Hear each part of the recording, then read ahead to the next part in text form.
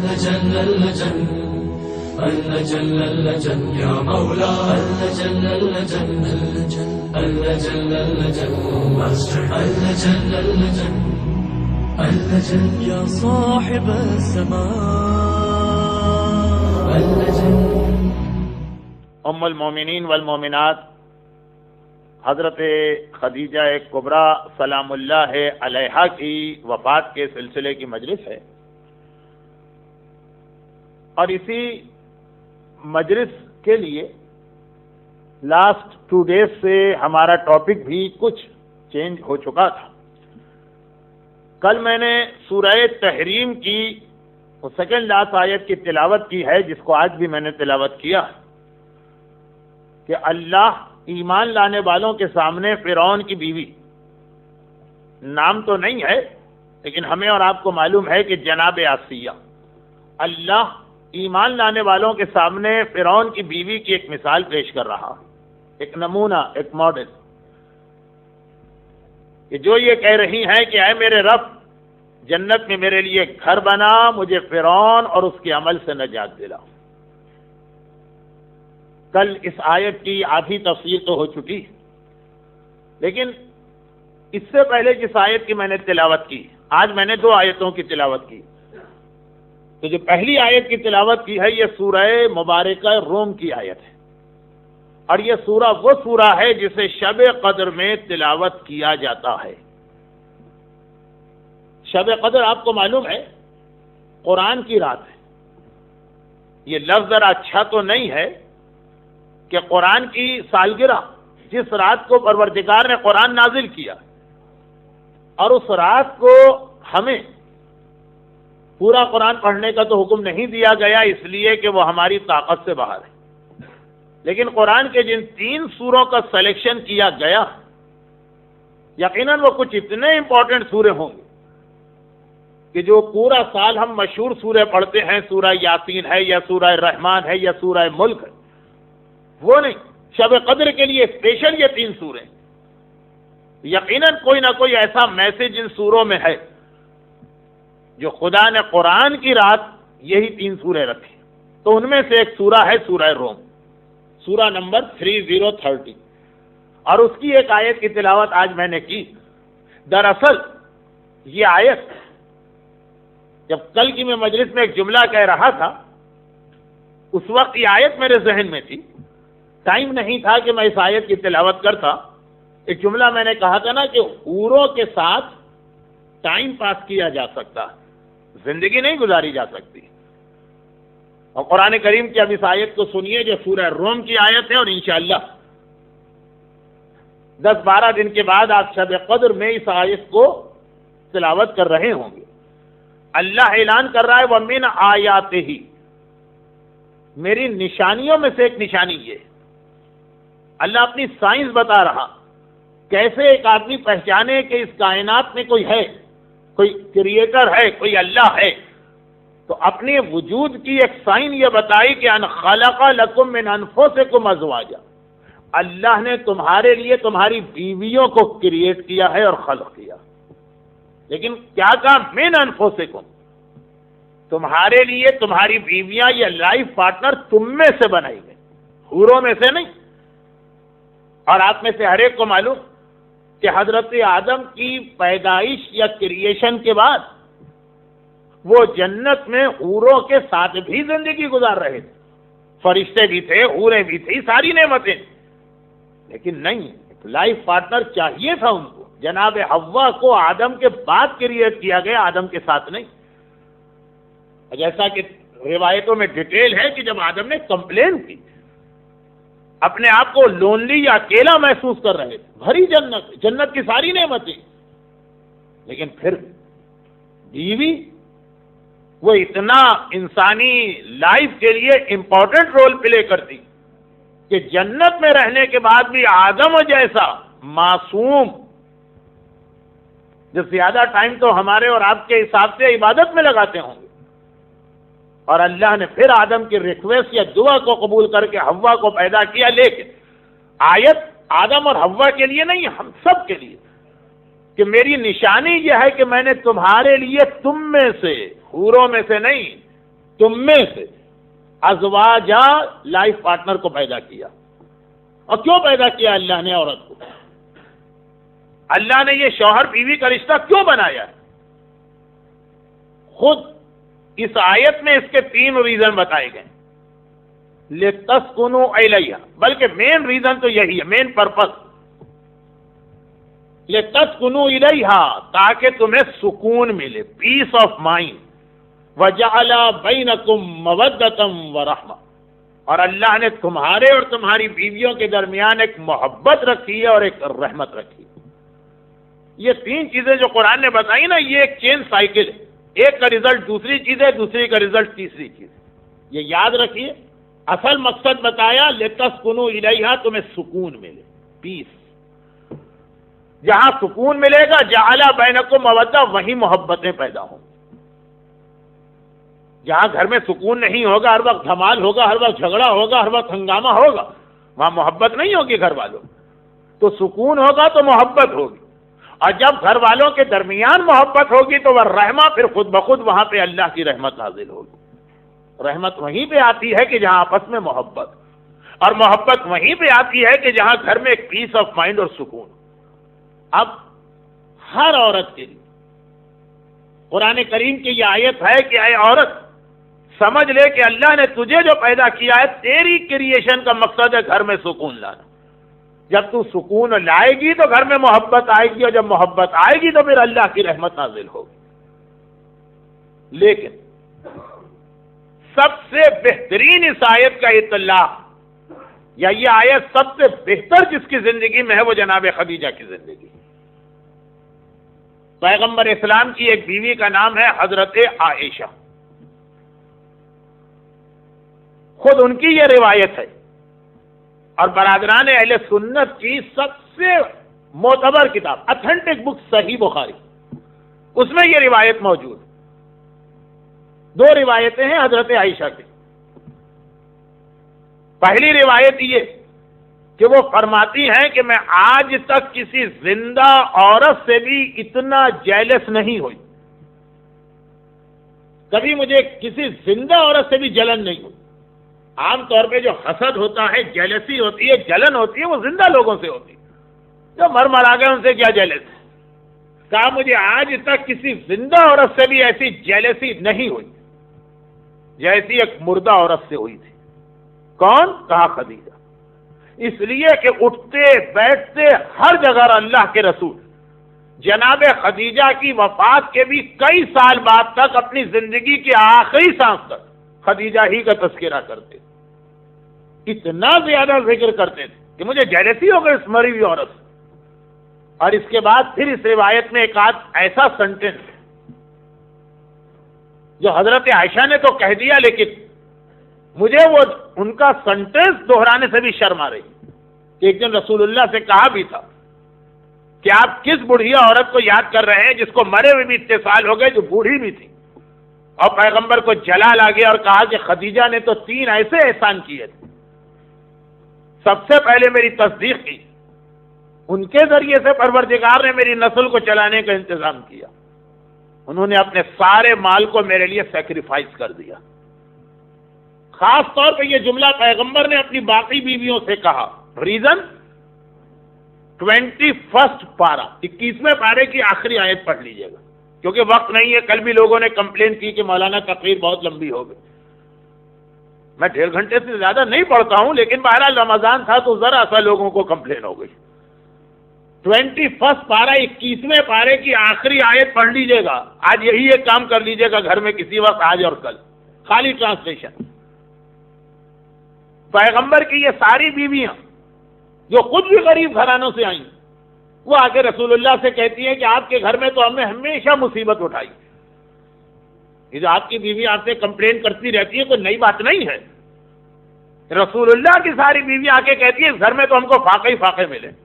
کتنے ہم آرام سے اپنے باپ کے گھر میں رہتے تھے، یہاں آ کے تو ہماری زندگی عذاب ہو گئی. ایسے ایسے جملے کہے. یہ پیغمبر نے قسم کھا کے سیپریشن اختیار کے 1 مہینے تک ساری بیویوں کو چھوڑ کے مدینے سے باہر چلے گئے. اور وہ قرآن کریم کی آیت نازل ہوئی کہ اگر تمہیں دولت دنیا چاہیے تو آؤ، رسول تمہیں الگ کر دے گا. لیکن وہ ڈیٹیل میں جانے کا وقت تو چھوڑیں، شارٹ میں بھی بیان کرنے کا وقت نہیں۔ جن کے گھر میں فاقے تھے وہ آ کے رسول خدا سے کمپلین کر رہی ہیں، اور جو خدیجہ طاہرہ کے گھر میں سونے اور چاندی کے پہاڑ تھے وہ سب انہوں نے رسول پہ قربان کر دیا، پلٹ کے کبھی کوئی سوال ہی نہیں کیا کہ میری دولت کہاں گئی۔ تو حضرت عائشہ کہتی ہے کہ رسول نے جواب یہ دیا، اولاد انہی کے ذریعے سے ملی، اپنا مال انہوں نے مجھ پہ قربان کیا، یہ باقی عورتیں تو ہر وقت مانگتی ہی رہی، اور سب سے پہلے میری تصدیق کی۔ اور دوسری حدیث حضرت عائشہ کی ہے کہ اللہ کے رسول رحمت للعالمین، لو کنت فظا غلیظ القلب، قرآن کہہ رہا ہے کہ تمہارا دل سخت نہیں ہے، بہت ہی نرم، بہت ہی سافٹ اسپوکن، لیکن ایسا آدمی جو بہت ہی سافٹ ہو، بہت ہی نرم، جسے کبھی غصہ نہیں آتا، لیکن جب ایسے آدمی کو غصہ آتا تو پھر وہ بڑا سخت غصہ ہوتا۔ تو اللہ کے رسول بہت ہی صبر والے، بہت ہی پیشنس، بہت ہی ٹالرنس، لیکن جب کبھی جلال آتا تھا رسول اللہ، حضرت عائشہ کہتی ہے ہم میں سے کسی کی ہمت نہیں ہوتی تھی رسول کے سامنے جانے کی، لیکن اب کیسے رسول کو کول ڈاؤن کرے، کیسے رسول کا جلال ختم کرے، غصہ ختم کرے۔ حضرت عائشہ کہتی ہے ہم نے فارمولہ بنایا تھا، ساری جو رسول کے گھر کی، باقی رسول کی جتنی بیویاں تھیں، ہم نے فارمولہ بنایا تھا کہ جب رسول اللہ بڑے غصے کے عالم میں ہوں اور فوراً ان کو کول ڈاؤن کرنا، ہم ان کے سامنے حضرت خدیجہ کا ذکر چھیڑ دیتے تھے۔ بس جہاں حضرت خدیجہ کا نام رسول نے سنا اور ایک دم ایسا پیغمبر اسلام میں تبدیلی آ گئی، یہ لفظ رسول کے لیے اچھا تو نہیں ہے کہ ایسا موڈ چینج ہو گیا، پتہ ہی نہیں چلا کہ پیغمبر کو جلال تھا یا غصہ تھا، ہنس ہنس کے، مسکرا کے خدیجہ طاہرہ کے حالات بیان کرنے لگے۔ رسول خدا ان کا جلال ختم کرنے کے لیے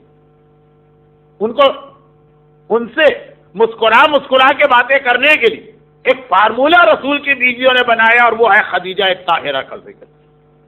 آج ہم اور آپ تو اس لیے بھی خدیجہ طاہرہ کا ذکر کر رہے ہیں کہ ہماری ماں اس دنیا سے گئی، اور اس لیے بھی کہ اس کے ذریعے سے رسول خدا کی خوشی ہم کو ملے گی، اور جس سے رسول خدا خوش اس سے پروردگار عالم خوش۔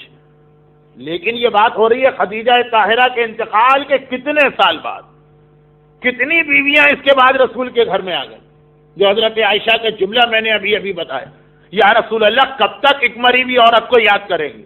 اللہ نے ان سے بہتر اور ان سے زیادہ جوان عورتیں آپ کو دیں، لیکن پیغمبر نے زندگی بھر یاد رکھا۔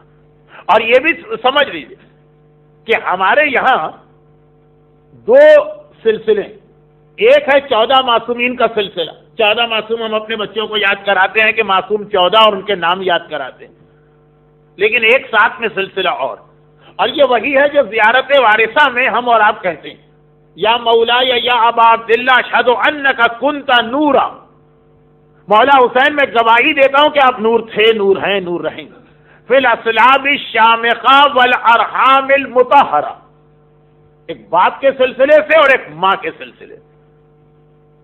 تو ایک تو 14 معصومین کا سلسلہ اور ایک 14 معصومین کی ماؤں کا سلسلہ، وہاں 14 ہیں مردوں میں، عورتوں میں 13 ہیں، اس لیے کہ شہزادی کونین 2 معصومین کی ماں، یعنی اب وہ 13 نام سن لیجیے، حضرت آمنہ رسول خدا کی ماں، حضرت فاطمہ بنت اسد مولا علی کی والدہ، حضرت خدیجہ طاہرہ شہزادی فاطمہ کی ماں، خود شہزادی فاطمہ جو حسن و حسین کی ماں، جناب شہر بانو چوتھے امام کی والدہ، جناب فاطمہ بنت حسن مجتبی 5ویں امام کی والدہ، جناب ام فروہ 6 امام کی والدہ، جناب ام حمیدہ 7ویں امام کی والدہ، جناب نجمہ خاتون 8ویں امام کی والدہ، جناب سبیکہ، جناب سمانہ، جناب حدیثہ 9ویں 10ویں اور 11ویں امام کی ماں، جناب نرجس خاتون۔ تو یہ 13 عظیم خواتین کہ جن میں سے ہر خاتون کو پروردگار کسی نہ کسی نور کا حامل قرار دیا، ان میں جناب خدیجہ کا نام آتا ہے۔ لیکن اس سے پہلے کہ میں بات آگے بڑھاؤں، صرف ایک بات یاد دلا دوں، وہ یہ کہ حدیث قصہ میں شہزادی کونین کا خصوصی تذکرہ، بلکہ جب جبرائیل نے پوچھا کہ اس چادر تطہیر کے نیچے کون؟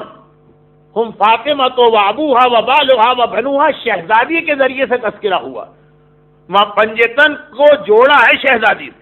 یہاں میں نے دو سلسلے آپ کے سامنے بتائے، ایک 14 معصومین کا سلسلہ جو رسول خدا سے شروع ہو کے ہمارے زمانے کے امام تک جاتا، ایک ان کی ماں کا سلسلہ ہے جو جناب آمنہ، جناب فاطمہ بنت اسد، جناب خدیجہ طاہرہ، جناب فاطمہ زہرا، جناب شہر بانو، جناب فاطمہ بنت حسن مجتبیٰ، جناب ام فروہ، جناب ام حمیدہ، جناب نرجس خاتون، جناب سبیکہ، جناب سمانہ، جناب حدیثہ اور جناب نرجس، دو بالکل پیرلل سلسلے چل رہے ہیں، مگر یہ خصوصیت فاطمہ زہرا کو حاصل ہے کہ وہ اس سلسلے میں بھی شامل ہے اور اس سلسلے میں بھی شامل ہے۔ ان دونوں کو جوڑنے والی اور ملانے والی ذات شہزادی کون ہے ان کی؟ اور خدیجہ طاہرہ وہ ہیں جنہیں پروردگار نے یہ شرف عطا کیا کہ وہ اس فاطمہ کی ماں قرار پائیں۔ لیکن پوری مجلس خدیجہ طاہرہ پہ پڑھنے کی خواہش ہے، پھر بھی اتنے حالات اور واقعات ہیں کہ سب تو نہیں بتا سکتا۔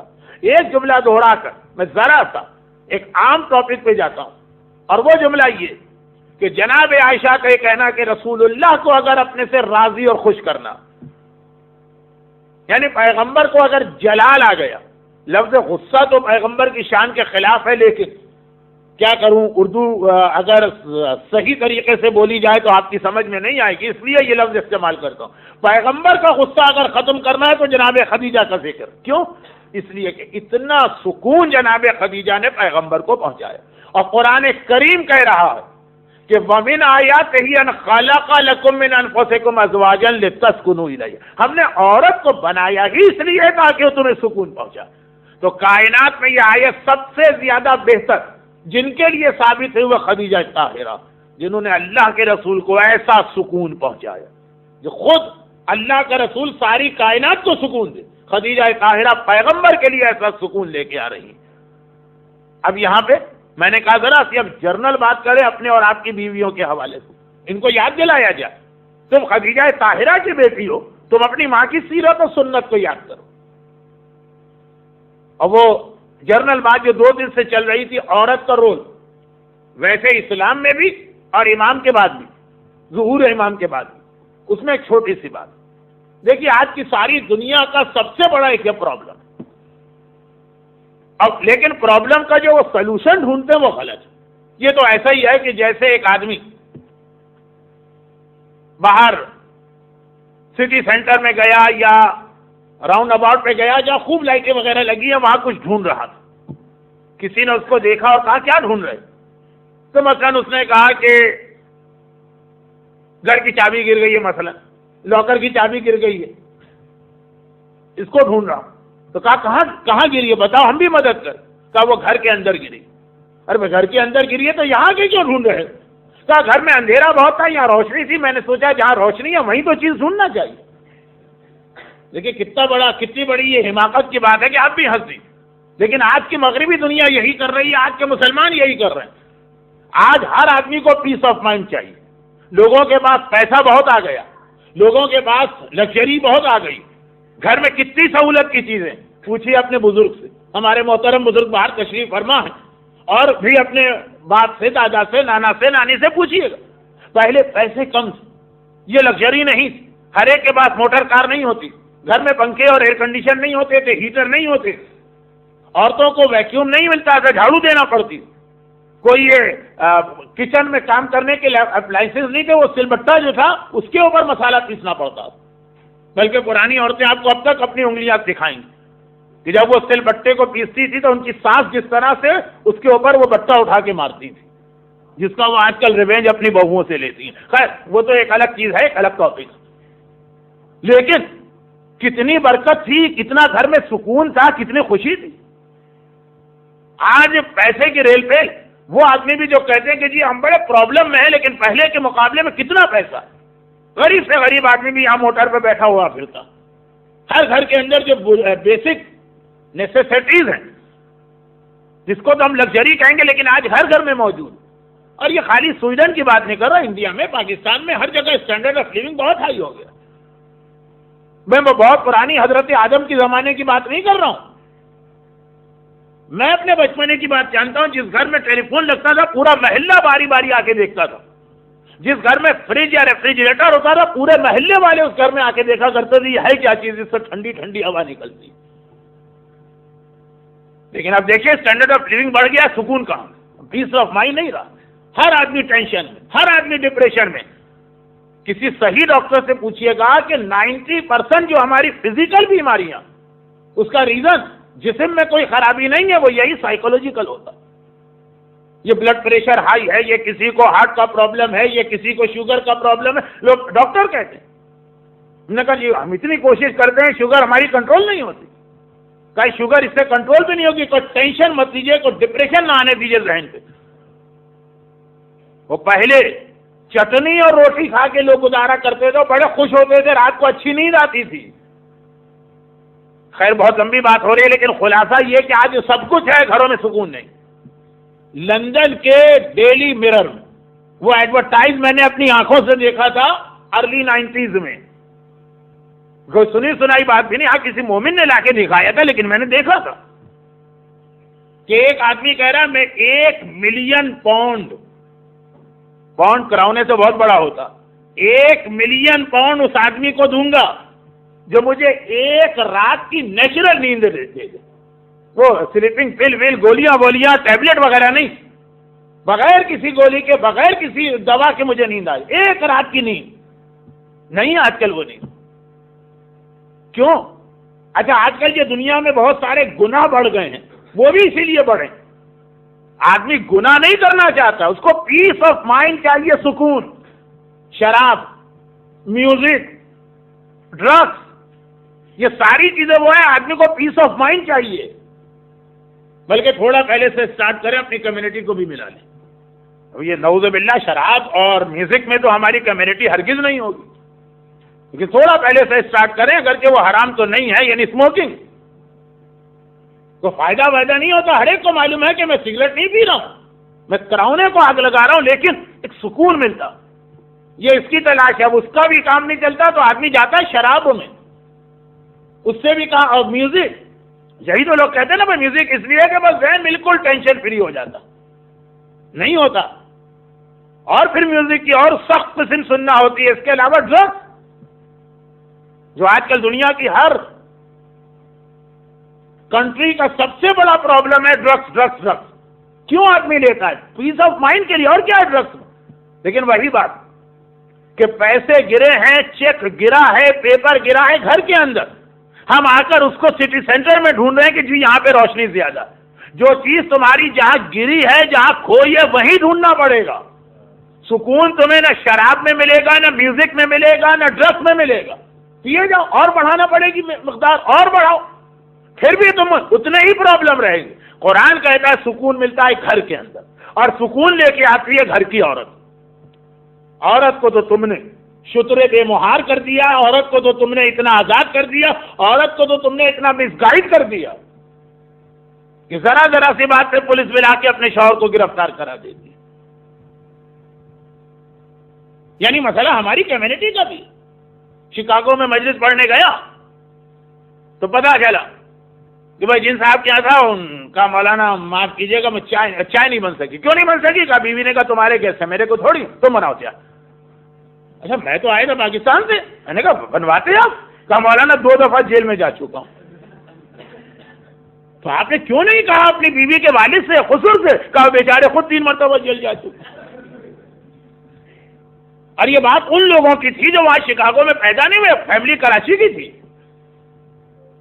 تو اب یہ ہے کہ عورت کو پہلے تو اتنا زیادہ، دیکھیے عورت کی بڑی عزت ہے اسلام میں، بڑی رسپیکٹ ہے اسلام میں، لیکن مسئلہ یہ کہ جس چیز میں اس کی رسپیکٹ ہے اس میں رسپیکٹ نہیں دی جا رہی ہے، اور جس میں اس کو کوئی رسپیکٹ نہیں دی گئی اس میں رسپیکٹ دی جا رہی. شوہر کے حوالے سے ایک ذمہ داری ہے، اس کو شوہر کی اطاعت تو کرنا پڑے گی. تو اب مغربی دنیا کا، ویسٹرن سوسائٹی کا سب سے بڑا پرابلم ہے جو اب ہمارے ملکوں میں آ چکا ہے. جب سے یہ میڈیا بنا ہے اس وقت سے اب کوئی چیز ویسٹ اور اس کی نہیں رہی، لیکن آ چکا ہے کہ ہر ایک کو سکون چاہیے. جو خدا نے سکون کے لیے ڈرگس بنائی ہے یا میڈیسن بنائی ہے یا سلوشن رکھا، اس کو چھوڑ کر ہم دوسرے سلوشن میں جا رہے ہیں. ہماری عورت اگر ٹھیک رہے، حضرت آدم کو اسی لیے ہوا چاہیے تھی۔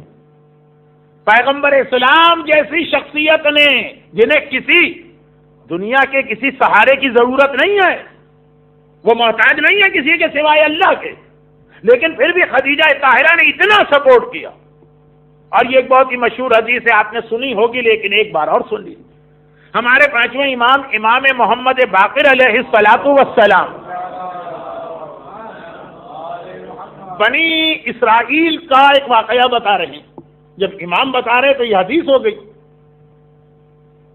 وہ فرماتے ہیں کہ ایک آدمی تھا، اس کو بہت غلط اور خراب قسم کی بیوی مل گئی۔ جو آیت میں نے کل بھی تلاوت کی اور آج بھی تلاوت کی ہے، یہ سورہ تحریم کی آیت ہے، سورہ کا نمبر ہے 66۔ اس کے آخر میں خدا جو ہے دو آیتیں پیش کی۔ ایک تو میں نے تلاوت کی، ضرب اللہ مثلا للذین آمنوا، اللہ مومنوں کے لیے ایک ماڈل، ایک نمونہ، ایک مثال دیتا ہے۔ وہ دو عورتوں کا نام لیا، جناب آسیہ اور جناب مریم۔ اچھا خیر، کل میں نے ایک بات کہی تھی، آج کہی تھی، اس کو اور میں واضح کر دوں۔ پورے قرآن میں صرف ایک عورت کا نام آیا، جناب مریم، باقی کئی عورتوں کا ذکر ہے، نام کہیں نہیں آیا۔ حضرت حوا تک کا نام نہیں آیا، حاجرہ اور سارہ کا بھی نام نہیں آیا۔ تو خیر دو عورتوں کا ذکر کیا، ایک مریم اور ایک آسیہ، یہ مومنوں کے لیے۔ اس سے پہلے کی آیت ہے وَضَرَبَ اللَّهُ مَثَلًا لِلَّذِينَ كَفَرُوا، اور اللہ کافروں کے لیے بھی دو ایگزامپل رکھ رہا، ایک حضرت نوح کی بیوی اور ایک حضرت لوط کی بیوی۔ اتنے بڑے نبی، بیویاں غلط ملی، بیویاں خراب ملی، خود بیوی اپنے شوہر کا مذاق اڑاتی ہے، تو یہ اکثر ہو جاتا ہے۔ اللہ روایت ہے کہ یہ ایک مومن کا ایک امتحان بھی۔ تو جس بنی اسرائیل کے آدمی کا ذکر پانچویں امام کر رہا ہے، اس کو ایسی ہی بیوی ملی، گھر اس کا جہنم بن گیا اس بیوی کی وجہ سے۔ اللہ نے اس کو پھر اولادیں بھی دی، 3 بیٹے ہوئے، لیکن چونکہ بیٹے ماں کا اثر زیادہ قبول کرتے، بیٹیاں ماں کا اثر زیادہ قبول کرتی، تو وہ بیٹے بھی ایسے گستاخ، بدتمیز۔ یہ حدیث میں ایک عورت کی سب سے بڑی خرابی یہی دو بتائی گئی۔ جب رسول اللہ معراج کے سفر پہ گئے تھے اور جنت کو بھی وزٹ کیا تھا اور جہنم کو بھی، تو واپس آنے کے بعد لوگوں نے ایک سوال کیا تھا، یا رسول اللہ جہنم میں آپ کو زیادہ کون نظر آئے، مرد کے عورتیں؟ پیغمبر کا جواب تھا عورتیں زیادہ۔ لوگوں نے پوچھا تھا وائے، بلکہ اور لوگوں نے کم پوچھا تھا، لوگیوں نے زیادہ، یعنی عورتوں نے زیادہ پوچھا، ہم زیادہ کیوں جہنم میں؟ پیغمبر نے کہا کہ میری امت کی عورت 90% عورتیں صرف 2 وجہ سے جہنم میں جاتی ہیں، یا اپنے شوہر کی نافرمانی کی وجہ سے، یا اپنی زبان پہ کنٹرول نہ کرنے کی وجہ سے۔ عورت کی زبان تیر سے زیادہ، تلوار سے زیادہ، خنجر سے زیادہ، کلاشنکوف سے زیادہ، میزائل سے زیادہ، ایٹم بم سے زیادہ دھماکہ کرنے والی ہے۔ بڑی خطرناک چیز ہوتی ہے۔ سب سے بڑی بات تو یہ، جس کی زبان خراب ہوتی ہے خود اس کو ہی پتہ نہیں ہوتا، اس کو نہیں معلوم ہوتا میری زبان خراب، وہ تو بہت معصوم بن کے پوچھتا میں نے کیا ایسی بات کہہ دی۔ لیکن یہ بیوی ایسی تھی تو بیٹے بھی ایسے ہی تھے۔ اب آدمی کو پیس آف مائنڈ تو چاہیے، چنانچہ اس نے دوسری شادی کی ہے، بڑی نیک اور پرہیزگار عورت، اور عورت کی سب سے بڑی نیکی اور پرہیزگاری اپنی زبان پہ کنٹرول کرنا۔ یاد ہوگا نا وہ جو رسول اللہ سے ایک دفعہ کسی نے پوچھا تھا، یا رسول اللہ جو ہمارا ایریا ہے وہاں 2 عورتیں رہتی ہیں، اور ہم دونوں اکثر، ہم لوگ محلے والے اکثر ڈسکس کرتے ہیں ان میں زیادہ فضیلت کس کی، ہائی اسٹیٹس کس کا۔ ایک عورت ہے بہت ہی زیادہ متقی اور پرہیزگار، بھائی واجب نماز، واجب روزہ تو ہر ایک کو کرنا، لیکن ہر وقت سنت نمازیں اور قرآن کی تلاوت اور روزہ، لیکن بس یہ ہے کہ زبان کی بڑی خراب ہے، جب بولتی ہے کسی نہ کسی کا دل دکھا دیتی ہے۔ اور دوسری عورت ہے نماز روزہ کوئی خاص نہیں کرتی، خالی واجب نماز، خالی واجب روزہ۔ رسول اللہ کے زمانے میں یہ 5 نمازیں اور رمضان کے روزے تو مانا جاتا ہے کچھ بھی نہیں ہے، کہ یہ تو ہر ایک ہی کرتا ہے، اس کے علاوہ کوئی نماز روزہ نہیں کرتی، زیادہ قرآن نہیں پڑھتی، دعائیں نہیں پڑھتی، لیکن اخلاق اس کا بہت اچھا، ہر ایک سے ہمدردی کرتی۔ تب کس کو ہم کہیں جو زیادہ قرآن پڑھے اور دعائیں کمیل پڑھے اور نماز اور روزہ کرے؟ پیغمبر نے کہا ان دونوں میں کمپیئر کرنا ہی غلط، ایک جہنمی ہے اور ایک جنتی ہے، جنتی میں کمپیئر ہو سکتا ہے، جہنمی میں کمپیئر ہو سکتا ہے؟ جہنم و جنت میں کیا کمپیئر؟ یا رسول اللہ اس میں جہنمی کون ہے؟ کہا جو اپنی زبان سے مومن اور مومنہ کا دل دکھاتی ہے۔ سارا تقویٰ ختم ہو کے رہ جاتا ہے جس وقت ایک بس زبانی کی، کبھی نہیں مانے گا بس زبان آدمی کہ میں بس زبان، الٹا کمپلین کرے گا دیکھیں فلاں صاحب ناراض ہوگا میں نے تو کچھ بھی نہیں کہا تھا۔ لیکن یہ آج کا ٹاپک ذرا کچھ زیادہ پھیل رہا ہے اس لیے میں اس کو سمیٹتا ہوں۔ تو دوسری اس نے عورت سے شادی کی جو بڑی نیک اور پرہیزگار تھی، شوہر کا خیال کرنے والی تھی، اللہ نے ایک اولاد بھی دی، لیکن وہ خیر ابھی چھوٹا ہی تھا، 10-11 سال کا، باپ کا انتقال ہو گیا اور باپ بہت ساری جائیداد چھوڑ کے مرا۔ اب یہ والا جو ہمارے یہاں ایک سسٹم آج کل ہے جائیداد کی تقسیم کا، یہ تو شریعت اسلامیہ میں ہے، پتہ نہیں بنی اسرائیل میں کیا سسٹم تھا، شاید کچھ ایسا سسٹم تھا جو آج کل ویسٹ میں ہو سکتا ہے کہ اولڈ ٹیسٹیمنٹ میں یہی طریقہ کہ مرنے والا جس کے لیے ول کر کے جائے گا ساری جائیداد اس کی، باقی کسی وارث کا کوئی حق نہیں۔ سویڈن کا لا مجھے نہیں پتا، لیکن انگلینڈ کا یہی لا ہے، امریکہ کا یہی لا ہے، کینیڈا کا یہی لا ہے اور آسٹریلیا کا یہی لا۔ جس کو چاہے مرنے والا جائیداد دے دے، چاہے کسی کتے اور بلی کو دے دے تو اس کو مل جائے گا، بچوں کو نہیں ملے گا۔ تو خیر اس زمانے میں یہ قانون تھا، لیکن مرنے والا اچانک موت آ گئی، بتا نہیں سکا کہ میری جائیداد کس کی۔ اب جھگڑا کھڑا ہو گیا، چاروں بیٹے ہیں اس کی، ہر ایک کہہ رہا ہے کہ جائیداد مجھے ملنی چاہیے تھی۔ جج کے پاس یا قاضی کے پاس یہ کیس گیا، 5ویں امام کی بہت مشہور حدیث ہے۔ قاضی جو تھا، جج وہ بھی کیا کرے، کوئی ایویڈنس ہو، کوئی پروف ہو، کوئی ڈاکومنٹ ہو، کوئی بل ہو تو ٹھیک ہے بھائی۔ آج کل تو یہ ہے کہ جھلے کوئی بل نہیں ہے تو یا تو سارا بیوی کو دے دیتے، بیوی نہیں ہے تو اسٹیٹ لے جاتی۔ اس وقت اتنا قانون نہیں تھا، کیا کرے، کسی ایک اولاد کو دینا، کس کو دینا؟ قاضی نے کہا کہ بھائی اکارڈنگ ٹو دا لا یہ مسئلہ حل نہیں ہو سکتا، تو پھر کیا کیا جائے؟ جب جج کہہ رہا ہے کہ یہ مسئلہ سالو نہیں ہوگا، تو اس وقت 3 بھائی اس قوم میں ایسے رہتے تھے جو بڑے عقل مند کہلاتے تھے، 3 وائس پرسن۔ وہ شہر سے باہر رہتے تھے عبادت کے لیے، شہر والوں کے درمیان نہیں رہتے۔ جو مسئلہ بھی قاضی سے یا جج سے سالو نہ ہو وہ وہاں ڈائیورٹ کیا جاتا تھا۔ اس نے کہا کہ بھائی یہ مسئلہ لا سے تو حل نہیں ہوگا، اب وہ لوگ اپنی عقل سے اس کو حل کریں گے، تم ان کے پاس چلے گا۔ 2, 4, 5, 100, 200 کراؤن کی بات نہیں تھی، 2 ملین اور 10 ملین اور 50 ملین کی بات کراؤنے کی بات گئے یہ لوگ۔ اچھا اب یہ تینوں بھائی جو رہتے ہیں وہ اس طرح رہتے ہیں کہ ایک پہاڑی، سب سے نیچے چھوٹا بھائی رہتا ہے، پہاڑی کے بیچ میں مڈل والا، سب سے اوپر سب سے بڑا رہتا۔ آپ میں سے کراچی کا تو شاید ایک آدھ کے علاوہ کوئی نہ ہو، وہ کراچی سے نہیں پاکستان، ہمارے یہاں پاکستان میں بہت ہی مشہور ایک ریسلر تھے بھولو پہلوان، ان کا یہ اصول تھا کہ ان کے 2 بھائی اور تھے، کوئی ان سے پہلے فائٹ نہیں کر سکتا تھا، پہلے ان کے چھوٹے بھائی سے لڑے، اگر اس کو ہرا دے تو پھر مڈل والے کے پاس جائے، اور پھر اگر ہرا دے تو بڑے تک پہنچے گا۔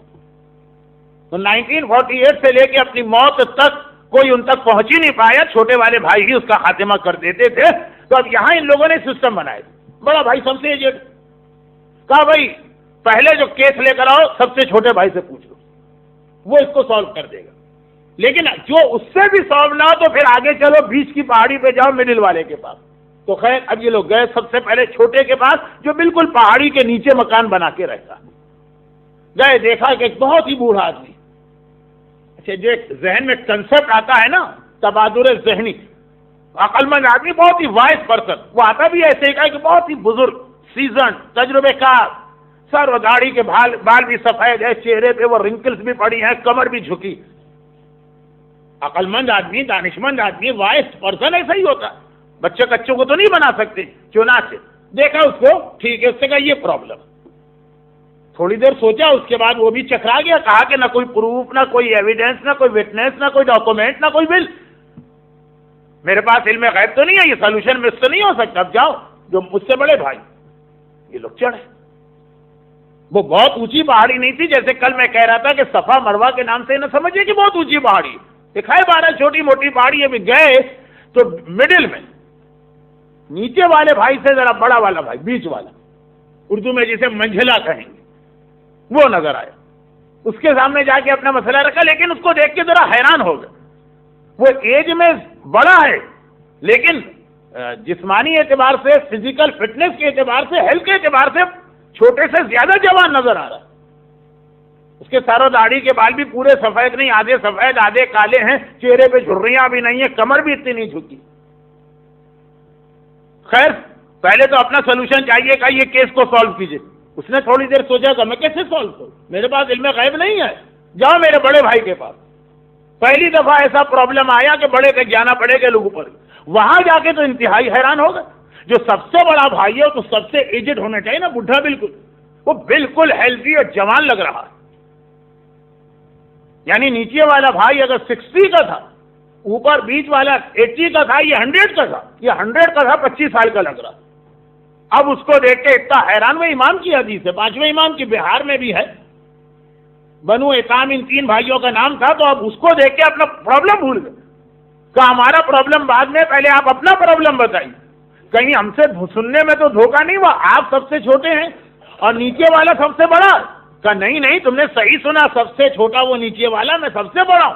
تو پھر یہ کیا کہ آپ بالکل جوان لگ رہے ہیں، وہ بالکل بڈھا پھونس لگ رہا ہے. کہا یہ ایج کی وجہ سے نہیں، ہماری بیویوں کی وجہ سے. اسے بڑی ہی خراب بیوی ملی ہے ہر وقت. یعنی جو 2 بہت مشہور پروورب ہے نا، وہ اس کی بیوی کے بارے میں غلط ہو گئے. ایک پروورب ہے کہ جو کتے بھونکتے ہیں وہ کاٹتے نہیں، وہ بھونکتی بھی تھی اور کاٹتی بھی تھی. اور ایک پروورب ہے کہ جو بادل گرجتے ہیں وہ برستے نہیں، وہ گرجتی بھی تھی اور برستی بھی تھی.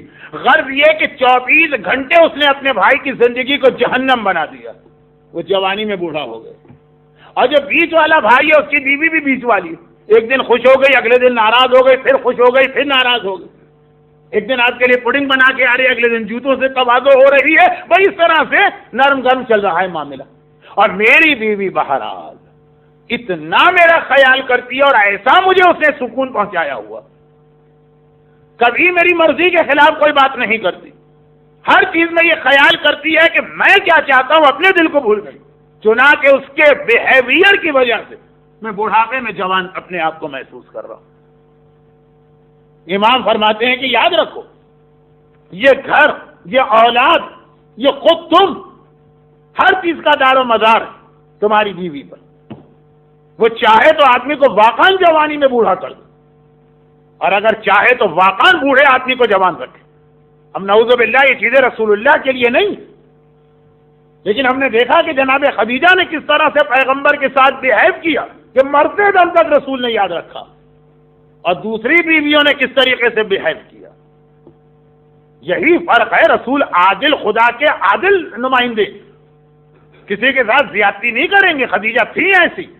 جیسا 5واں امام کہہ رہا ہے کہ ہر عورت کو اپنے شوہر کے حوالے سے ہونا چاہیے، اس لیے کہ اللہ نے شوہر کو، بیوی کو پیدا ہی اس لیے کیا. قرآن کی آیت ہے وَمِنْ آیَاتِهِ أَنْ خَلَقَ لَكُم مِّنْ أَنفُسِكُمْ أَزْوَاجًا لِتَسْكُنُوا إِلَيْهَا. ہم نے عورتوں کو اس لیے بنایا تاکہ وہ تمہیں سکون پہنچائیں. اب عورتیں بھی کمپلین کریں گی کہ مولانا ہو کہ شوہر ہی ایسا نامعقول اور نالائق ہو، تو تب بھی تمہیں اپنی ڈیوٹی انجام دینا. اس کا ریزن تو میں کل بتاؤں گا، آج ساری باتیں نہیں آئیں، لیکن پہلے چھوٹی سی بات اور سن لی. رسول اللہ کا زمانہ ہے مدینے کا. جب اسلام مدینے میں گیا تو جہاد واجب ہوا، اور مکے کے کافروں نے جلن کی وجہ سے مدینے پہ مسلسل اٹیک کی. اب اندازہ کریں کہ رسول اللہ مدینے میں 10 سال رہے، اور اس 10 سال میں مور دین 80 جنگیں ہوئی مسلمانوں اور کافروں. صرف 10 سال جو مدینے کے تھے. وہ واقعہ یاد ہے نا کہ متوکل کی ماں نے، یا متوکل نے منت مانی کہ میں مال کثیر راہ خدا میں دوں گا، اور جب اس کی منت پوری ہو گئی مال کثیر دینا، کثیر مانے بہت زیادہ، لیکن کتنا زیادہ. اب پرابلم آ گیا، کثیر کسے کہتے ہیں؟ 10 کراؤنے کثیر ہے کہ 50 کراؤنے کثیر ہے کہ 500 کراؤنے کثیر؟ ایک آدمی کہ میں بہت مال دوں گا راہ خدا میں، بہت کسے کہتے ہیں؟ کتنا وہ دے. پھر کوئی مسلمان عالم مسئلہ سالو نہ کر سکا. 10ویں امام سے پوچھا، انہوں نے کہا 80 درہم دو. لوگوں نے آبجیکشن کیا، 80 کیسے بن گیا کثیر؟ 10ویں امام نے یہی آیت تلاوت کی. سورہ توبہ میں خدا کہہ رہے لقد نصرکم اللہ فی مواطن کثیرہ. اللہ نے کثیر جگہ تمہاری مدد کی، تو 10ویں امام نے کہا پیغمبر کو 80 جنگیں لڑنا پڑی تھیں، قرآن نے 80 جنگوں کو کثیر کہا، تو 80 جنگیں رسول نے 10 سال میں لڑی ہیں، ایک سال میں 8، سال میں 12 مہینے ہوتے ہیں، 8 جنگیں لڑنا پڑ رہی ہیں، تو پیغمبر مدینے میں جہاد کے بڑے فضائل بتا رہے ہیں، لوگوں کو جہاد کا ثواب بتانا پڑے گا ورنہ لوگ نہیں جائیں گے میدان جنگ میں۔ اتنا زیادہ جہاد کے فضائل بتائے کہ ایک دن عورتوں نے کمپلین کر دی۔ اب عورتوں کی ہمت تو نہیں ہوئی رسول کے پاس آ کے فیس ٹو فیس کمپلین کی۔ ایک عورت اسما کھڑی ہو گئی، یہ وہ اسما نہیں ہے جو اسما بنت امیس کے نام سے آپ سنتے ہیں، ایک اور اسما، وہ آئی مدینے کی مسجد، سارا مردوں کا مجمع تھا لیکن پیغمبر کے پاس گئے، کہا یا رسول اللہ آج میں اپنا کوئی پرابلم لے کے نہیں آئی، آج میں ریپریزنٹیٹو بن کے آئی ہوں پورے مدینے کی عورتوں کی، ہم عورتوں میں ایک مسئلہ ڈسکس ہو رہا لیکن عورتیں شرما رہی ہیں آپ سے بات کرتے ہوئے۔ میں نے کہا شرم کی کیا بات، مسئلہ ہی شرعی ہے، پوچھو جا کے رسول سے۔ تو انہوں نے کہا تم ہی جا کے پوچھو، میں آ گئی۔ اور مسئلہ یہ کہ اللہ مردوں کے لیے بھی عورتوں کے لیے بھی، قرآن مردوں کے لیے بھی عورتوں کے لیے بھی، آپ مردوں کے رسول بھی ہیں عورتوں کے رسول بھی ہیں، عبادتیں مردوں کے لیے بھی عورتوں کے لیے بھی، قرآن دونوں کے لیے، نماز دونوں کے لیے، کلمہ دونوں کے لیے، روزہ دونوں کے لیے، جہاد جس کا آپ اتنا ثواب بتا رہے، راہ خدا میں جہاد کا اتنا ثواب ہے، جب کوئی عورت جانا چاہتی ہے آپ اس کو روک دیتے کہ نہیں عورتیں نہیں جا سکتی میدان۔ یا رسول اللہ یہ کچھ ناانصافی نہیں ہے کہ جو زیادہ ثواب والی عبادت ہے وہ خالی مردوں کو دے دی؟ پیغمبر مسکرائے، پورے مجمع کو دیکھا، سارے مرد تھے، کہا تم نے آج تک کسی مرد کو بھی اتنی اچھی بات کرتے سنا؟ اور اس کے بعد کہا کہ آئے اسما میں نے یہ نہیں کہا ہے کہ جہاد عورتوں کے لیے نہیں، میں نے کہا میدان میں عورتوں کو نہیں جانا، جہاد تو عورتوں کے لیے بھی۔ اسما نے کہا تو یا رسول اللہ عورتوں کے لیے کیا جہاد؟ کہا کہ جہاد المرأة حسن التبعل، 4 لفظ آئے ہیں اس حدیث میں۔ جہاد تو آپ جانتے ہیں، مرا تو کل آپ نے سنا مروا پہاڑی کو مروا کیوں کہتے ہیں، مرا مانے عورت، حسن مانے اچھا، تبعل یہ وہ جو آتا ہے ہم فاطمہ تو وابوہا و بعلہا، بعال عربی میں کہتے ہیں شوہر کو۔ جہاد المرأة حسن التبعل، عورت کا جہاد یہ ہے کہ وہ اپنے شوہر کے ساتھ اچھا سلوک کرے، اپنے گھر کو اچھا بنا کے رکھے۔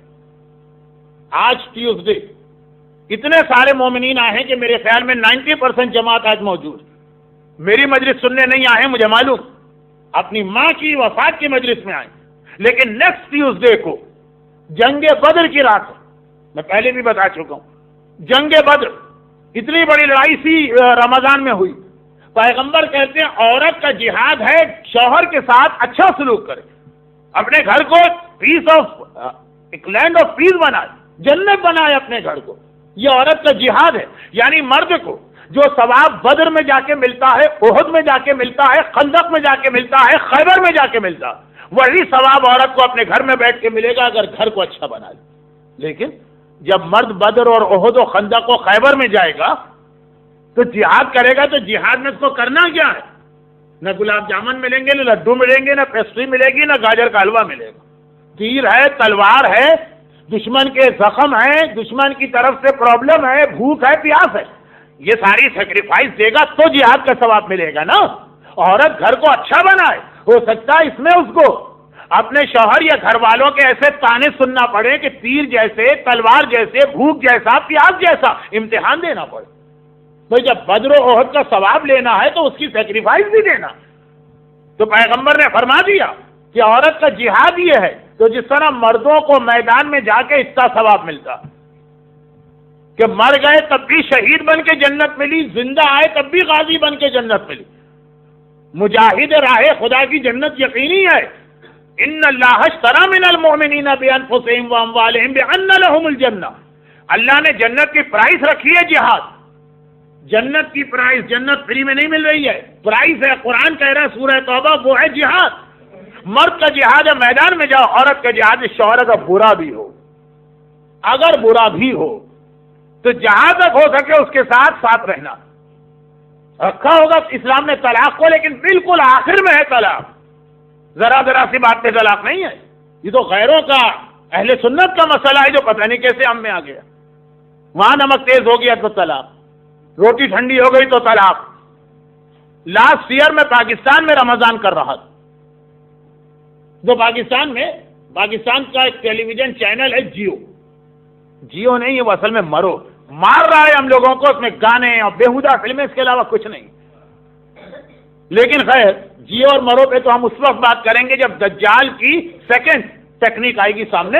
ابھی تو اتنی سی بات، تو اس میں ایک پروگرام آتا ہے عالم آن لائن، اس میں مسئلے مسائل بتاتے ہیں. میں اس وقت فیصل آباد میں تھا جو پاکستان کا تیسرا بڑا شہر. ایک عجیب مسئلہ میں نے سنا وہاں پہ، کوئی طلاق کا مسئلہ بتا کے مولانا صاحب نے یہ کہا کہ اور میں مسلمانوں کو ایک ایڈوائز کرتا ہوں. اچھا کیا ایڈوائز کرتے ہیں؟ کہا کہ اپنے بچوں کے نام کبھی طارق نہ رکھیے گا. بھائی طلاق کا مسئلہ چل رہا ہے، یہ نام وام کہاں سے اس میں آ گئے؟ کہا اس لیے کہ ہو سکتا ہے کبھی آپ اپنے بیٹے کو پکارے طارق طارق طارق، ادھر آنا، غلطی سے نکل جائے طلاق طلاق طلاق، ادھر آنا، طلاق ہو جائے گی. نہ آپ کی نیت ہے، نہ آپ کا خیال ہے، نہ ذہن میں، آپ تو بیٹے کو بلا رہے ہیں کہ طارق آنا، لیکن سلپ آف ٹنگ طلاق کہہ دیا، ہو گئی طلاق. بیوی آرام ہو گئی، بیوی کو چھوڑنا پڑے گا بچے کو بلاتے بلاتے. اس لیے کوئی ایسا نام اپنے بچے کا نہ رکھیں جو طلاق سے ملتا جلتا ہو. غلطی سے بھی آپ کی زبان پہ آ گیا تو ہو گئی طلاق. لیکن یہ شیعوں کا طریقہ کہاں سے بن گیا؟ پوری دنیا میں جہاں جائیے طلاق کا ریشو اتنا بڑھ رہا. لیکن خیر یہ آج کا ٹاپک نہیں. آج کا ٹاپک صرف یہ ہے کہ یہ پرابلم آ بھی اس لیے رہے کہ عورتیں اپنی ڈیوٹی بھول گئی. مردوں کی بھی کچھ ذمہ داری ہے. رسول اللہ نے آخری دم تک جناب خدیجہ کے احسان کو یاد رکھا. وہ اپنی بیوی کو کی جو پریز ہے، جو ان کا حق بنتا ہے، وہ تعریف کر رہے ہیں وہ اپنے شوہر کے ساتھ اس طرح. تو پیغمبر نے کہا عورت کا جہاد، انشاءاللہ اگر ٹاپک میں آیا تو نیکسٹ ٹیوزڈے کو مردوں کا جہاد ذرا ڈیٹیل سے آئے گا، بدر.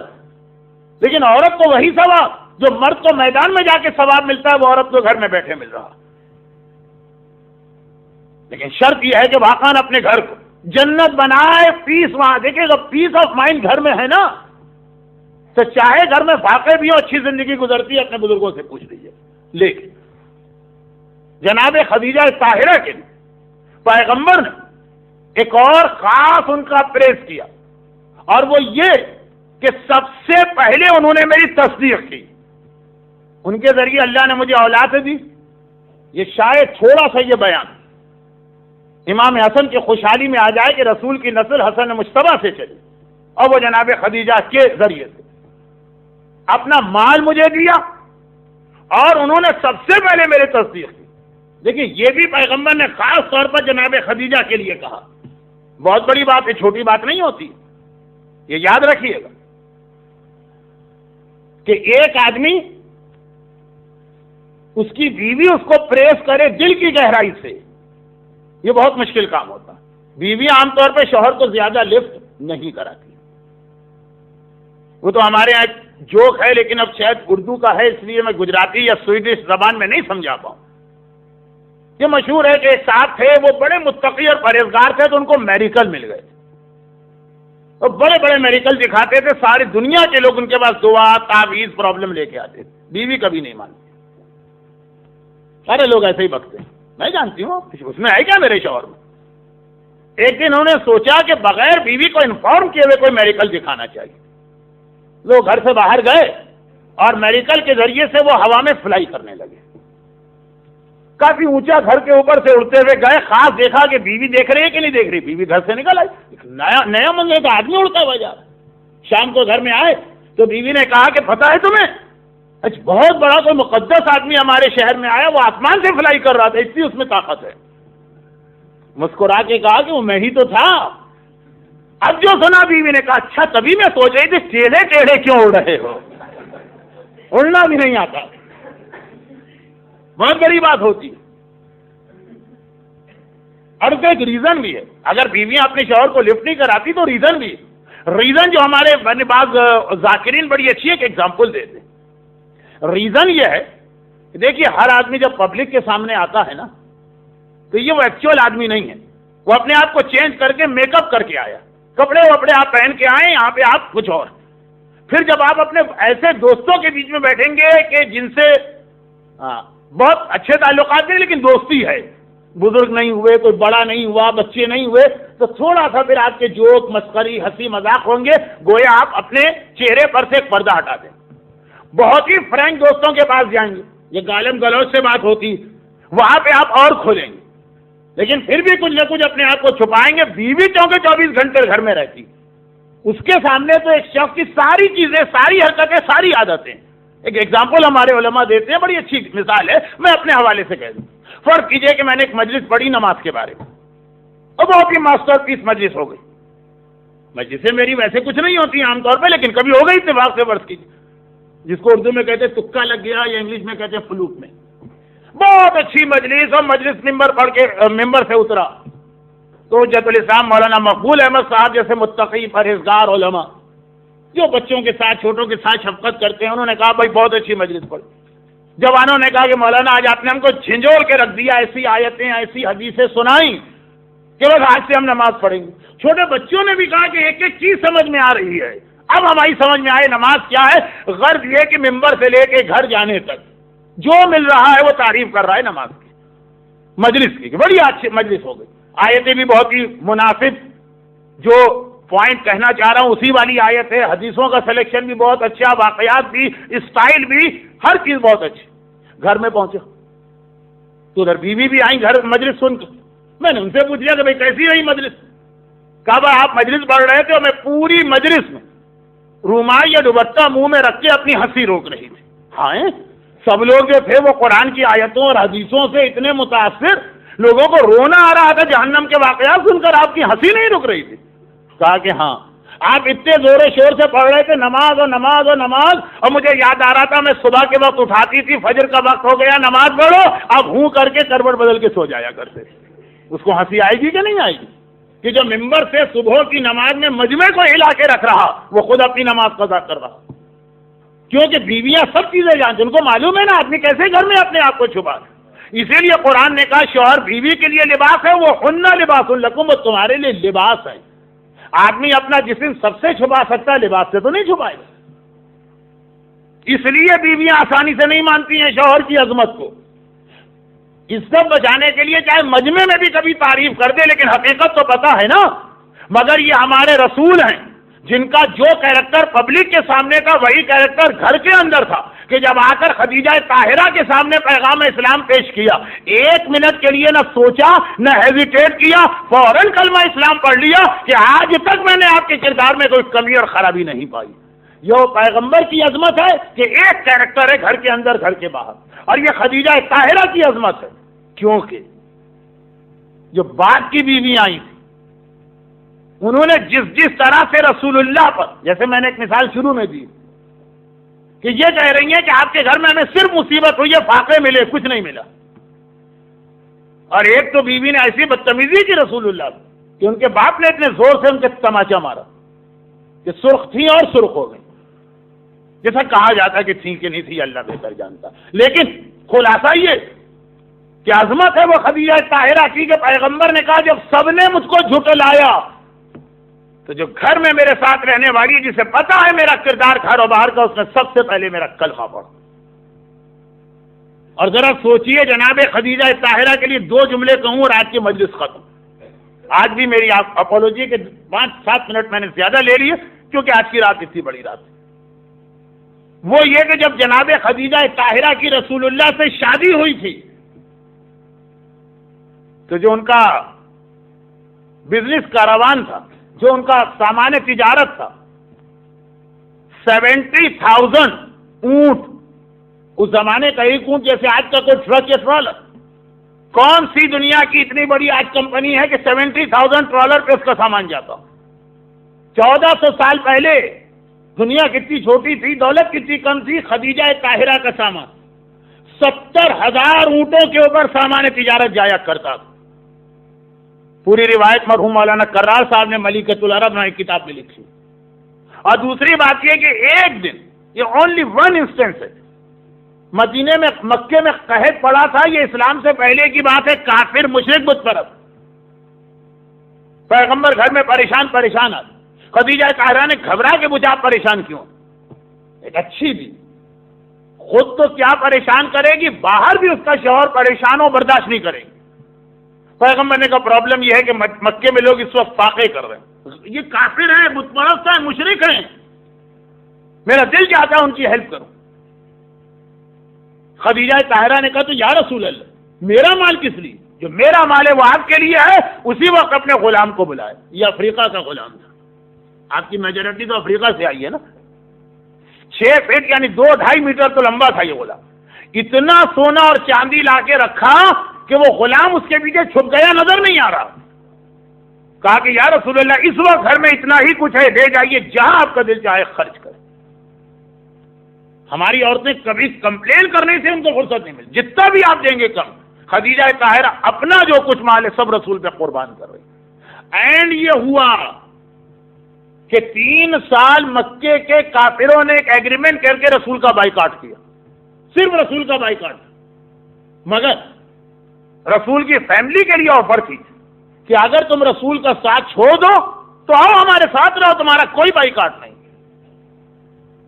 خدیجہ طاہرہ کو اسپیشل آفر تھی، کیونکہ خدیجہ طاہرہ تو عربوں کے حساب سے رسول کے ٹرائب کی بھی نہیں تھی، یہ بنی ہاشم نہیں تھی۔ کہا خدیجہ تمہارا اور رسول کا کیا تعلق، تم اگر آ جاؤ مکے میں رہو تمہارے لیے ہر فیسلٹی۔ خدیجہ طاہرہ نے کہا کہ تمہاری ساری فیسلٹیز چھوڑ کر میں رسول کے پاس جا رہی ہوں، جہاں پہ 3 سال کھانے اور پانی کی بھی شارٹیج۔ مکے والوں نے کہا تھا نہ کوئی رسول کے ہاتھ کوئی چیز بیچے گا، نہ خریدے گا، نہ کوئی ڈیلنگ کرے گا۔ صرف سال میں 2 موقع آتے تھے، رجب کا عمرہ اور ذی الحجہ کا حج، جب مکے کے باہر کے لوگ آتے تھے مکے، ان سے تھوڑا بہت کچھ بزنس ڈیلنگ ہو جاتی تھی، صرف 2 مرتبہ، پھر پورا سال فاقے۔ 3 سال اس زحمت میں گزرے۔ آپ 1 مہینے کے رمضان کے ان روزوں میں جس میں 12 گھنٹے اگر فاقہ کرتے ہیں تو کتنے اچھے کھانے شام کو کھاتے ہیں، اس میں جو ہے حالت خراب ہو جاتی ہے۔ لوگ پوچھتے ہیں کہ مولانا آپ کتنے دن باقی بچے ہیں؟ نہیں یہ تو پوچھتے بھی نہیں، تو خود ہی چیک کرتے رہتے ہیں۔ 29 رمضان کو پوچھتے ہیں کہیں چاند ہو گیا؟ صرف 1 مہینے کا فاقہ 3 سال، اور وہ عورت جو اتنی مالدار تھی، فاقے والے گھر سے آتی اور فاقے کرتی تو کوئی بات نہیں تھی، جو اتنی مالدار تھی۔ آخر میں پرابلم بھی یہی ہوا کہ آخری جو ویک تھا اس میں اتنا زیادہ بھوک کا پرابلم بڑھا کہ ایک پلانٹ کو کھود کر خدیجہ طاہرہ نے اس کو نکالا تھا، اس کے اندر نیچے روٹ میں کچھ زہر تھا، وہ استعمال کیا، وہ زہر خدیجہ طاہرہ کے جسم میں گردش کرنے لگا، اور پھر وہی وہ واقعہ ہوا کہ جو ایگریمنٹ لکھا تھا وہ دیمک نے کھا لیا تھا۔ یہ لوگ واپس آئے، جیسے ہی مکے واپس آئے 2 مہینے کے اندر رسول کے اوپر یہ دونوں ٹریجڈیز ہوئی۔ پہلے 26 رجب کو حضرت ابو طالب کا انتقال ہوا، اور پھر 1 مہینے اور 15 دن 1.5 مہینے کے بعد 9 رمضان کا روزہ ختم ہو گیا، اس وقت تک روزے واجب نہیں ہوئے تھے۔ 9 رمضان کی ڈیٹ ختم ہوئی، آج رات کے آخر میں جناب خدیجہ کا انتقال ہوا۔ ذرا سوچئے رسول اللہ نے حضرت خدیجہ کا ایسا ماتم کیا کہ پورا 1 سال پیغمبر سوگ کرتے رہے۔ آج تک ہسٹری میں نام ہے عام الحزن، پورا 1 سال جس میں غم کیا گیا اور سوگ کیا گیا۔ مسلمان کہتے ہیں نا یہ سوگ کہاں سے آ گیا؟ ارے رسول 1 سال مسلسل اپنے چچا ابو طالب اور اپنی اس بیوی کی جو ہماری اور آپ کی ماں خدیجہ طاہرہ، ان کی عزاداری قائم کی 1 سال پورا۔ وہ آج ہی کی رات فاطمہ زہرا پیدا ہو چکی تھی اور ایج فقط 5 سال کی تھی۔ اب یہاں پہ میں مسائل میں ایک ایسی روایت پڑھ رہا ہوں جو آج کل ہمارے یہاں کم پڑھی جاتی ہے، مرحوم مولانا ابن حسن ننہروی صاحب اکثر پڑھا کرتے تھے، اور جو میرا اصل ٹاپک چل رہا ہے یہ اس کا ایک حصہ بھی ہے۔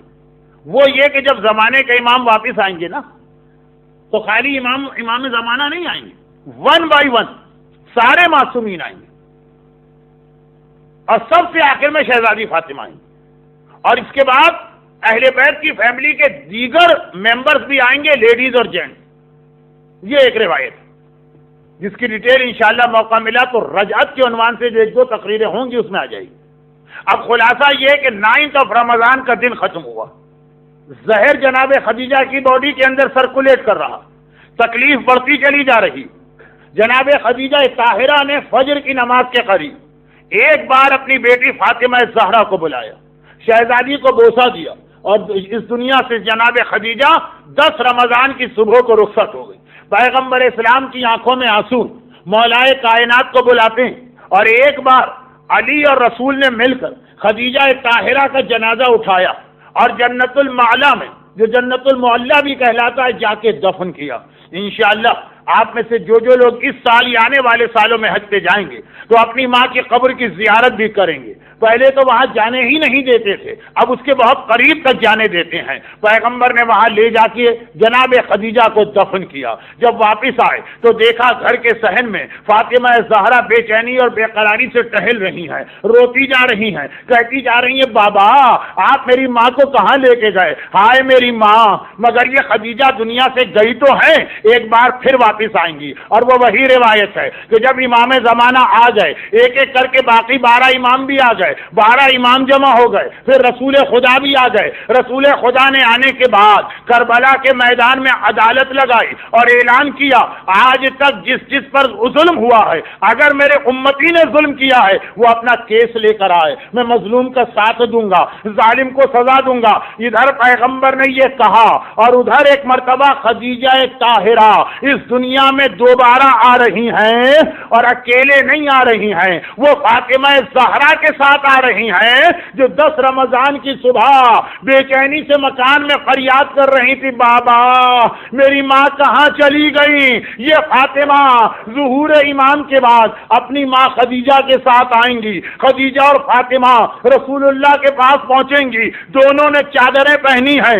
ایک بار خدیجہ کہیں گی، یا رسول اللہ یہ بتائیے کیا میں نے آپ کا حق ادا کرنے میں کوئی کوتاہی کی ہے؟ پیغمبر رونے لگیں گے، خدیجہ میں نے سب کے حق کا بدلہ دے دیا، مگر تو نے اتنے احسان کیے ہیں، تیرا تو بدلہ میں بھی نہ دے سکا۔ کہا کہ یا رسول اللہ یہ بتائیے کہ کیا میں نے آپ کی امت کا حق ادا کرنے میں کوئی کمی کی ہے جو میرے بیٹے اور بیٹیاں ہیں؟ پیغمبر کہیں گے، خدیجہ آج تک کسی ماں نے اپنی اولاد کا وہ خیال نہ رکھا جو تو نے میری امت کا خیال رکھا۔ وہ اتنا سنتے ہی خدیجہ کہیں گی، یا رسول اللہ تو پھر یہ بتائیے آپ کی امت نے یہ ظلم مجھ پر کیوں کیا؟ اور یہ کہہ کر اپنی گود سے چادر ہٹائیں گی۔ خدیجہ کی گود میں ان کے نواسے محسن کا لاشا، ہائے وہ محسن جو دنیا میں آ بھی نہ سکا، ماں کے پیٹ میں تھا اور شہید کیا گیا۔ خدیجہ محسن کے لاشے کو پیش کریں گی، یا رسول اللہ کیا میرے احسانات اور میری سروسز کا یہی بدلہ؟ میرا نواسا شہید کیا گیا۔ راوی نے امام سے ایک سوال کیا، کہا مولا ایک بات سمجھ میں نہیں آئی، آپ نے کہا تھا کہ فاطمہ بھی آ رہی ہیں تو محسن تو فاطمہ کی گود میں ہونا چاہیے، بیٹے کو لے کے ماں کو آنا چاہیے۔ امام فرماتے نہیں، محسن کو لے کے خدیجہ اس لیے آئی کہ فاطمہ کی گود خالی نہیں ہے۔ ادھر خدیجہ کی فریاد ختم ہوئی، ادھر فاطمہ نے گود سے چادر ہٹائی، وہاں اصغر کا ننھا سا لاشا ہے۔ بابا اور ذرا مجھے بھی دیکھ لیجئے، میری ماں خدیجہ کے احسانات کا بدلہ وہ محسن کا لاشا یا اصغر کا لاشا۔ اجرکم اللہ، پروردگارا تیرا ویسے ہی وعدہ کہ ماں کے وسیلے سے مانگی جانے والی دعا بہت جلد قبول ہوتی۔ آج تو اس ماں کا تذکرہ ہے جو ہر مومن اور مومنہ کی ماں، خدیجہ طاہرہ کے اور ان کی اولاد کے مصائب کا واسطہ جو لوگ آج کی مجلس میں خاص طور پر انہیں ہر مصیبت و پریشانی سے محفوظ فرما، اور دنیا بھر میں جہاں جہاں صاحبان ایمان خصوصاً لبنان و عراق و افغانستان و پاکستان کے مظلوم شیعان حیدر کرار اور محبان فاطمہ اور اولاد فاطمہ کو دشمنوں کے ہر شر سے محفوظ فرما۔ صف عزا پر بیٹھ کر جس مومن یا مومنہ نے آنسو بہائے خدا بندہ ان کی ساری حاجتیں پوری فرما۔ ہمارے تمام مرحومین جو لوگ آج کی مجلس میں ہیں ان کے خاندان کے مرحومین کی مغفرت فرما، اور ان مظالم کے انتقام کے لیے خدیجہ ہی کے فرزند معصومین کے وارث اپنی آخری حجت امام زمانہ